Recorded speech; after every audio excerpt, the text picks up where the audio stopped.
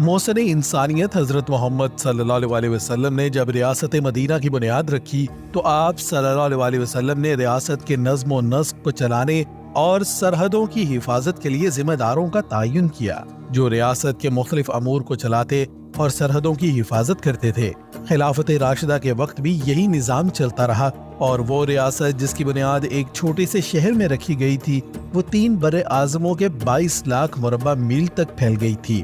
خلافت راشدہ میں گورنر صوبوں کا انتظام چلاتے تھے جبکہ جرنیل خلیفہ وقت کے حکم پر فتوحات کرتے تھے۔ خلافت راشدہ کے بعد ریاست کی بھاگ دوڑ اموی خاندان نے سنبھالی، جس کے بعد اس خاندان کے جرنیلوں نے پوری دنیا میں فتوحات کی اور دنیا کے چپے چپے پر اسلام کے پرچم کو لہرایا۔ اموی خاندان کے جرنیلوں میں ایک نام عبد الملک بن رفاعہ کا بھی ہے جن کا تعلق بنو غنی قبیلے سے تھا۔ آپ نے اپنے والد رفاع کی سرپرستی میں عسکری تربیت حاصل کی اور بعد میں اموی جرنیلوں کے ماتحت بہت سی خدمات سر انجام دیں۔ 7ویں صدی کے آخر میں اموی خلافت نے شمالی افریقہ میں اپنے علاقوں کو بڑھانے کی کوشش کی جہاں بربر قبائل آباد تھے۔ عبد الملک بن رفاع نے اس علاقے کو فتح کرنے کے لیے اموی فوج کی قیادت کی اور 697 عیسوی میں جنگ توحودہ میں زینتا کے بربر قبائل کو شکست دی اور ان سے خلیفہ کی بیعت کروائی، اور اس کے بعد انہوں نے قیروان شہر پر حملہ کیا اور وہاں کے حکمرانوں کو ہتھیار ڈالنے پر مجبور کیا۔ کئی دنوں کی مزاحمت کے بعد قیروان شہر پر بھی قبضہ ہو گیا جو بعد میں شمالی افریقہ میں اموی کارروائیوں کے لیے ہیڈ کوارٹر بن گیا۔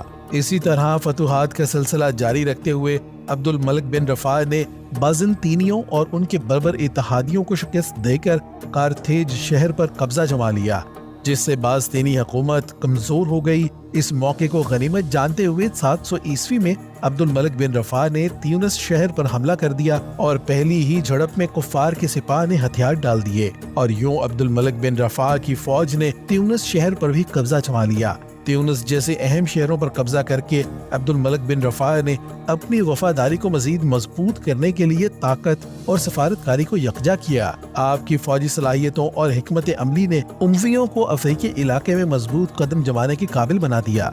عبد الملک بن رفاع کی بے شمار فتوحات کے بعد خلیفہ نے آپ کو افریقہ کا گورنر مقرر کر دیا، جس کے بعد آپ نے استحکام اور خوشحالی کو فروغ دیتے ہوئے ایک مضبوط انتظامی نظام قائم کیا۔ عبد الملک بن رفاع نے خطے میں مؤثر ٹیکس پالیسیاں نافذ کی، تجارت کی حوصلہ افزائی اور انفراسٹرکچر کو ترقی دی۔ اس طرح شمالی افریقہ میں اموی خلافت کی توسیع میں عبد الملک بن رفاع کی بہادری نمایاں تھی۔ آپ نے خطے کے اسلامی ورثے کی بنیاد رکھنے کے ساتھ ساتھ ثقافتی اور سیاسی منظرنامے کو تشکیل دیا۔ آپ کی عسکری اور انتظامی کامیابیوں نے آپ کو اسلامی تاریخ کے اوراق میں ایک قابل جرنیل بنا دیا۔ عبد الملک بن رفاع کی شاندار زندگی اور کارنامے آپ کی غیر معمولی قیادت اور عسکری قابلیت کا منہ بولتا ثبوت ہیں۔ آپ کی میراث شمالی افریقہ اور اسلامی دنیا کی تاریخ کو آج بھی متاثر کرتی ہے۔